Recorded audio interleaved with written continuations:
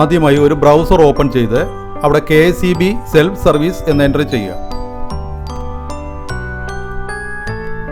ഇങ്ങനെ വരുന്ന പേജിൽ ആദ്യം കാണുന്ന KSEB സെൽഫ് സർവീസ് അത് അവിടെ ക്ലിക്ക് ചെയ്യുക. അപ്പോൾ ഇങ്ങനെ ഒരു പോപ്പപ്പ് അവിടെ വരും, അത് നമുക്ക് ക്ലോസ് ചെയ്യാം. അപ്പോൾ ഇങ്ങനെ ഒരു ഇൻ്റർഫേസാണ് വരുന്നത്. KSEB സംബന്ധിച്ച് നേരത്തെ ചെയ്ത വീഡിയോകളിൽ ഇതിനെപ്പറ്റി വിശദീകരിച്ചിട്ടുണ്ട്.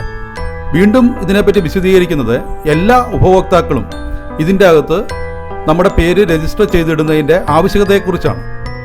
മീ4ഇ ടെക്കിൻ്റെ മറ്റൊരു വീഡിയോയിലേക്ക് ഏവർക്കും സ്വാഗതം. Bill alert and power outage നോട്ടിഫിക്കേഷനെ കുറിച്ചാണ് ഇന്നത്തെ വീഡിയോയിൽ പറയുന്നത്. വൈദ്യുതി മുടക്കവും ബിൽ വിവരങ്ങളും നിങ്ങളുടെ മൊബൈലിൽ അറിയാം.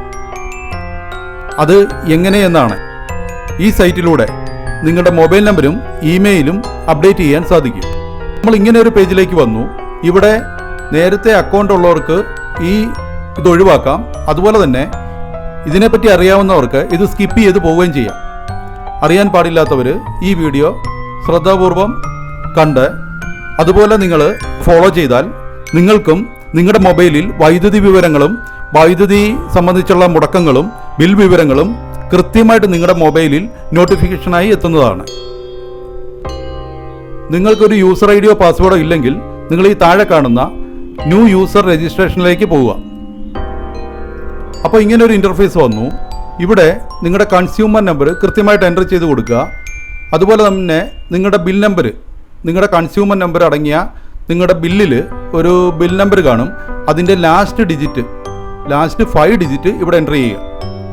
പുതിയതായിട്ടുള്ളൊരു യൂസർ ID, നിങ്ങൾക്ക് ഏറ്റവും ഉചിതമായ ഒരു യൂസർ ID ഇവിടെ ക്രിയേറ്റ് ചെയ്യേണ്ടതുണ്ട്. നിങ്ങളുടെ ഒരു യൂസർ ID ഇവിടെ എൻ്റർ ചെയ്യുക. അതുപോലെ ഒരു ന്യൂ പാസ്വേഡ് ഇവിടെ എൻ്റർ ചെയ്ത് കൊടുക്കുക. ആ പാസ്വേഡ് കൺഫേം പാസ്വേഡിൻ്റെ സ്ഥാനത്തും അത് കൃത്യമായിട്ട് എൻ്റർ ചെയ്യുക.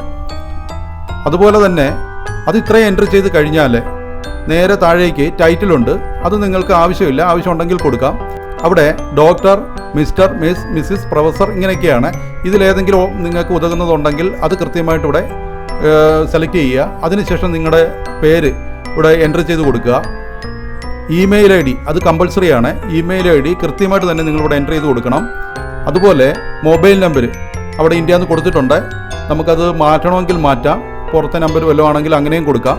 ഇത് നമ്മൾ ഇന്ത്യ എന്നുള്ള നമ്പർ കൊടുത്തിട്ട് അങ്ങനെയാണെങ്കിൽ അത് കൊടുത്തുകൊണ്ട് ഇവിടെ നിങ്ങളുടെ മൊബൈൽ നമ്പർ കൃത്യമായിട്ട് എൻ്റർ ചെയ്ത് കൊടുക്കുക.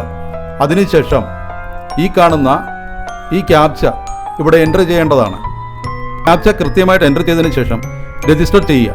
രജിസ്റ്റർ ചെയ്യുന്നതോടുകൂടി നമുക്കൊരു യൂസർ IDയും പാസ്വേഡ് അവിടെ ലഭിക്കും. ആ പാസ്വേഡും യൂസർ IDയും വെച്ച് നമുക്ക് ഇതിൻ്റെ അകത്ത് ഒരുപാട് ഓപ്ഷൻസ് ഉണ്ട്. ഇത്രയും ചെയ്ത് കഴിയുമ്പം തന്നെ നമ്മൾ ഓട്ടോമാറ്റിക്കായിട്ട് നമ്മളവിടെ രജിസ്റ്ററായി. പിന്നീടുള്ള നോട്ടിഫിക്കേഷനൊക്കെ നമുക്ക് വൈദ്യുതി മുടക്കവും ബിൽ വിവരങ്ങളും തമ്മിലുള്ള നോട്ടിഫിക്കേഷൻ എല്ലാം നമുക്ക് നമ്മുടെ മൊബൈലിൽ എത്തുന്നതായിരിക്കും. വീഡിയോ ഇഷ്ടപ്പെട്ടാൽ ലൈക്ക് ചെയ്യുക, സബ്സ്ക്രൈബ് ചെയ്യുക, ഷെയർ ചെയ്യുക. Thank you very much.